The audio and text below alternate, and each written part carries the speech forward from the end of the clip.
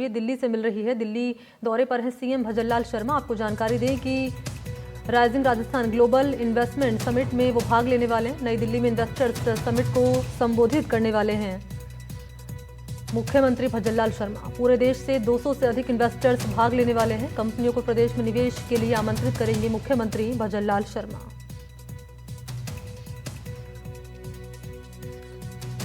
तो राइजिंग राजस्थान को लेकर आज दिल्ली में मौजूद होंगे मुख्यमंत्री। दिल्ली इन्वेस्टर रोड शो रहने वाला है और outreach rising Rajasthan global investment summit 2024 के तहत आयोजन होने वाला है। मुख्यमंत्री राइजिंग राजस्थान नई दिल्ली इन्वेस्टर समिट को करेंगे संबोधित और इस समिट में पूरे देश से 200 से अधिक इन्वेस्टर्स भाग लेने वाले हैं। कार्यक्रम 2 दिनों तक चलने वाला है। मुख्यमंत्री चुनी हुई कंपनियों के चेयरमैन और सीईओ के साथ करने वाले हैं मुलाकात। कल सीपीएससी कॉन्क्लेव और एम्बेसडर्स राउंड टेबल का आयोजन होगा। 1 अक्टूबर को देश के राजदूत और राजनयिकों के साथ एक राउंड टेबल का आयोजन होने वाला है, जिसमें राजस्थान सरकार का डेलीगेशन राजस्थान सरकार के किए गए महत्वपूर्ण नीतिगत बदलावों की जानकारी दी जाएगी। उनके देशों की कंपनियों को प्रदेश में निवेश के लिए आमंत्रित करने में सहयोग मांगा जाएगा। एम्बेसडर्स राउंड टेबल में भाग लेने के लिए नाम आप जानिए। America, Britain, Germany, Japan, Italy, दक्षिण कोरिया, ऑस्ट्रेलिया और कई प्रमुख देशों के राजदूत जिन्हें आमंत्रित किया गया है। और आज मुख्यमंत्री के नेतृत्व वाला डेलीगेशन केंद्रीय सार्वजनिक उपक्रमों के कॉन्क्लेव में शामिल होगा।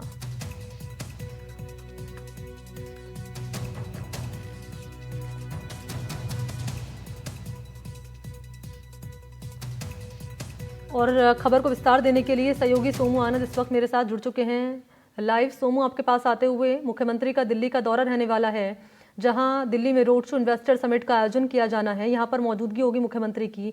क्या पूरा कार्यक्रम रहने वाला है, जरा विस्तार से जानकारी दीजिए।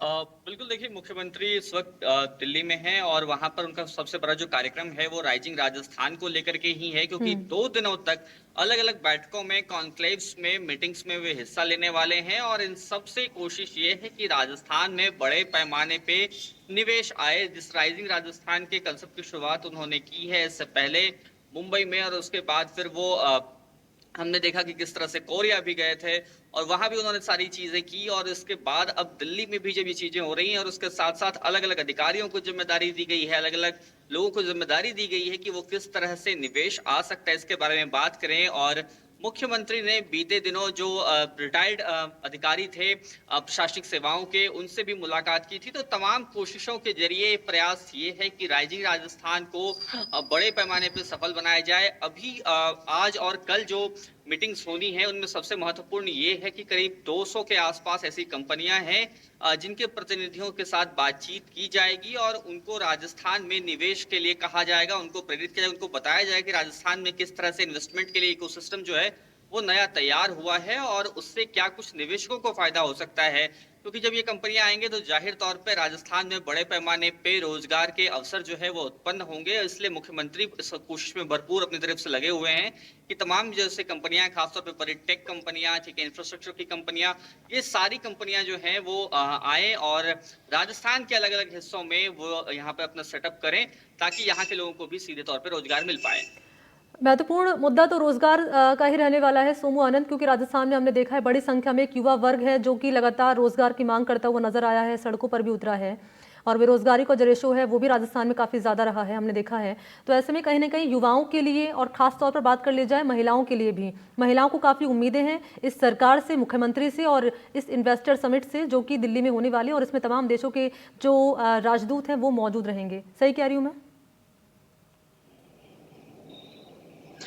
बिल्कुल, देखिए इससे इनकार नहीं किया जा सकता। आपको पता हो कि 30% जो वोटर थे वो 30 वर्ष से कम उम्र के थे। जाहिर तौर पे ये संख्या बहुत बड़ी होती है। विधानसभा चुनाव के आंकड़ों की अगर मैं बात करूं तो उसमें 30% युवा ऐसे थे और ऐसा माना जा रहा है कि उसमें से एक बड़ा हिस्सा जो है वो उसने भारतीय जनता पार्टी को वोट किया। उसके कई सारे कारण थे, खासतौर पे भर्ती परीक्षाओं में जो पेपर लीक का मुद्दा था, रोजगार का जो मुद्दा था, वो राजस्थान के विधानसभा चुनाव में खूब गूंजा था। और अब जबकि पेपर लीक माफियाओं पर भी कार्रवाई हो रही है और उसके साथ साथ जब रोजगार की इस तरह से अवसर बढ़ाए जा रहे हैं तो निश्चित रूप से उनको काफी उम्मीदें हैं। और अगर इसे साथ पाने में कामयाब होते हैं मुख्यमंत्री, तो ये उनकी बड़ी सफलता होगी और युवाओं का विश्वास जो है वो जीत पाएंगे।